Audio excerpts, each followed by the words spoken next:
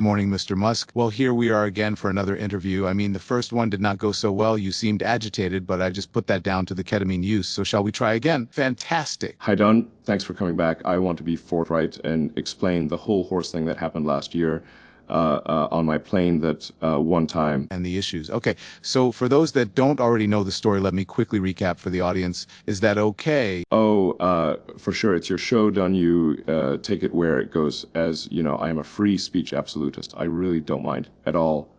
Not at all. Okay, so back a while in 2016, you were on a flight in your private jet and a young woman who was in your employ says you exposed yourself and offered her a horse for sex. Is that roughly correct? I mean, in the broad strokes? Well, if I may just for a second here clarify a few points on that. I was not offering the horse for her to have sex with, and I was quite baked at the time. But I am pretty sure I did not stroke the broad. I mean, she was young, so not really a broad. Okay, thanks for that clarification, but I mean, everyone says you're a smart guy, right? Is offering a horse accommodating practice in South Africa or something? I mean, is that a cultural thing? Because American girls don't go for that, at least not on a first date. And it wasn't a date, you just wanted to show her your junk and get a BJ, right? I mean, it's quite hard to read anything else into that. After all, we are both men of the world here, right? I mean, feel free to explain that because I'm just not getting the logic of it. For instance, when my partner and I were dating, I never felt the need to offer him a farm animal. Maybe that's best kept as a 12-year anniversary thing.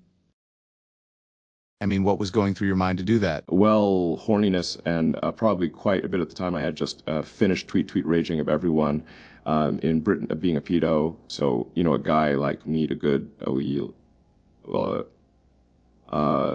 you know, I mean. So you thought a horse was reasonable compensation for ruining a young girl's career. I mean, folks say you're very smart, but Elon, I have to say, I'm just not seeing it right here. I mean, I know you're on a mission to impregnate every woman in America, or at least all the white ones for some unknown reason. Maybe that's an apartheid thing. I mean, you can take the boy out of South Africa, right? And your dad did marry your sister and have a kid with her, so...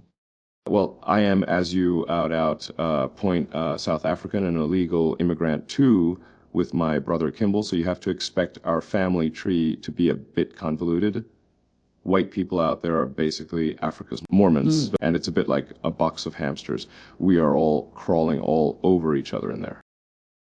So why did your grandfather leave, was it Canada, to go to South Africa in the first place, just for some background color you understand? I mean, was he seeking adventure or a better life for you all? Oh, he was a big old racist and anti-Semite, and apartheid had been set up 2 years earlier. This was in 1950. So he took us all out there to be away from all the Jews and the black folks that were getting too uppity for his tastes. And I mean, he was right. Yeah, he must have been right, because I am now the richest man in the world and can buy the president if I want to.